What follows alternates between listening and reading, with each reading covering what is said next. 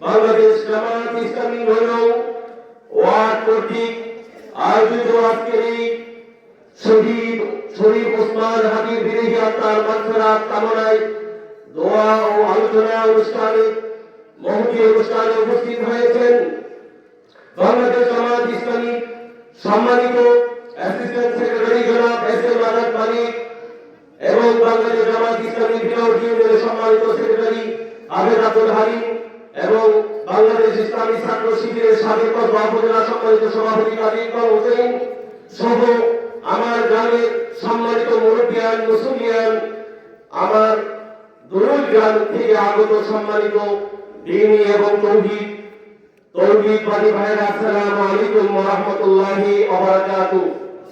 আজকে যে প্রোগ্রামে আমরা উপস্থিত হয়েছি এটি একটি হৃদয় বিদারক একটি অনুষ্ঠান, একটি প্রোগ্রাম।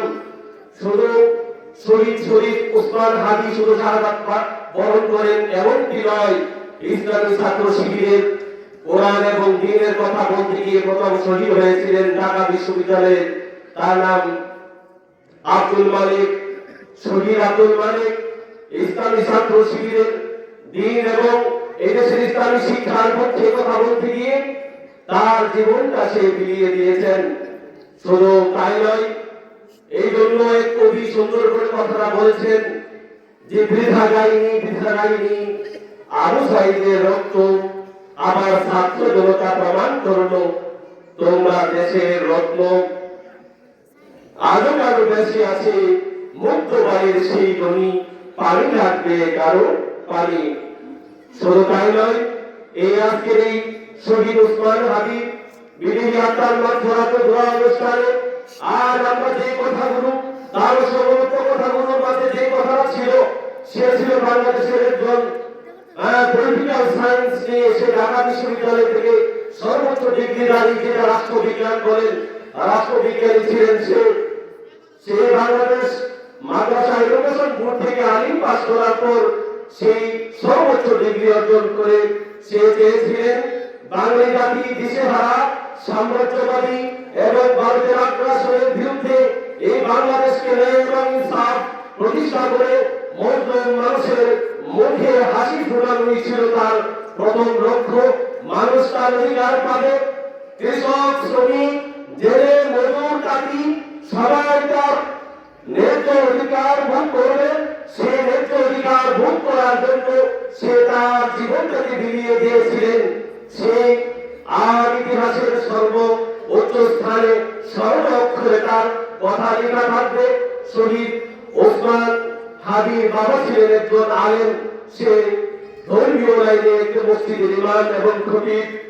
এই পর্যায়ের একটি সন্তান তার নেই আর ইনসাফের জন্য তার জীবনে যে কাজটা সে শেষ করে দিয়ে গেলেন সর্বোচ্চ ত্যাগ, এর স্যাক্রিফাইস আর এর ত্যাগ থেকে আমাদের শিক্ষা নিতে হবে।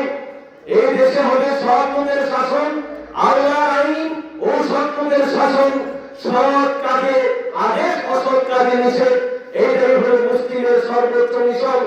এই মিশনকে সামনে রেখে আজ নয়নম ওয়ার্ড কর্তৃক শহীদ আব্দুল এই যে ওসমান হাদির অসমাপ্ত জীবনী থেকে এই কথাটা আজ আমরা শিক্ষা গ্রহণ করব। আজ ওসমান হাদি চলে গেলেন, তার অসমাপ্ত কাজগুলো আমাদের হাতে সে নষ্ট করে গেলেন। তার ছোট্ট শিশু, তার পরিবার পরিজন, সারা বিশ্ব এই তার শাহাদাতের নাজরানাকে আল্লাহর সন্তুষ্টির জন্য সকল আলেম ওলামা, দেশ বর্ণ সকল মানবতাবাদী মানুষগুলো তাকে আল্লাহর কাছে দোয়া করেন যাতে সে শাহাদাতের সর্বোচ্চ মর্যাদা পান। আমরাও আজকে তার বিদেহী আত্মার মাগফিরাতে এই দোয়া করতে চাই, আল্লাহ তার জান্নাতের উচ্চ মাকাম দান করেন। পরিশেষে আমি আমার সম্মানিত এই ওয়ার্ডের বাইরে গিয়ে কথা বলতে চাই যে মাইয়াসফা শাফাআতান হাসানাতান ইয়াকুন লাহু নাসীবুম মিনহা ওয়া মাইয়াসফা শাফাআতান সাইয়্যাতান ইয়াকুন লাহু কিফলুম মিনহা। কল্যাণকর কাজে যদি কাউকে সহযোগিতা করেন, আপনি কল্যাণকর কাজ করার কারণে ওই লোকটা যার সাহায্যের অধিকারী হইল, আপনি তার সমান সাহায্যের অধিকারী হইলেন। অকল্যাণকর কাজে অসাধু খারাপ মানুষকে সাপোর্ট দেওয়ার কারণে সে যতটুকু খারাপ কাজ করবেন, ওইটা খারাপ কাজের পুণ্য অথবা তার ত্রুটিগুলো সব তার গায়ে আপনার আমার উপরে বর্তাবে। সুতরাং সময় এসেছে, দিন এসেছে, আগামী সুন্দর আপনার আমার মতামত দেওয়ার এই সুন্দর পরিবেশে আমরা যেন আল্লাহ আইন সত্যের শাসন কায়েম করে এই দেশকে সুশীল সমাজ এবং রাষ্ট্রকে সমৃদ্ধশালী রাষ্ট্র হিসেবে গড়ে তুলতে পারি। আল্লাহ সুবহানাহু ওয়া তাআলা যেন আমাদেরকে তৌফিক দান করেন।